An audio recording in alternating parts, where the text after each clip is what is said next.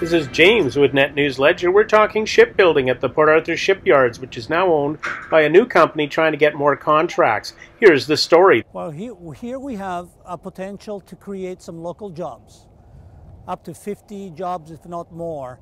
If the Huddle Shipbuilding company that bought as was known, a Port Arthur Shipyard, would be allowed to bid for the icebreaker and the Coast Guard contract, multi-billion-dollar contract.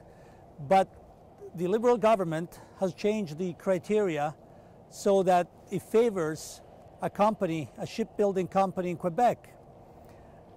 And the company, local company, has appealed and has taken the Liberal government to court. The Liberal government has actually then brought in a national security clause to shut down the appeal. I mean, that's what Trudeau did against Canadians.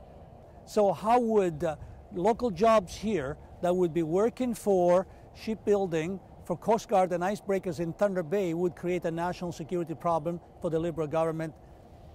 It's anybody's guess. But that's what's happening, and our local minister is not fighting for these jobs the way she should, and following Trudeau and the Liberal government, where they want to favor and protect some seats in Quebec so they can win this election, but to the detriment of our region and jobs here in Thunder Bay. Now, we were out at Bombardier the other day, and a contract went to California for Via Rail cars.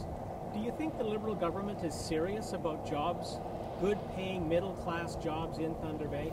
That's another very good example where our Liberal government has control over those contracts go. So as a cabinet minister, our local Liberal minister could have had just signed, or the current Liberal government could have just signed those contracts to go whatever they needed to go. Like here, the Bombardier plant, which is totally qualified and suited to do those jobs. Instead, they let it go to Siemens in California, $1 billion contract that would have kept the jobs in Thunder Bay going for a long time.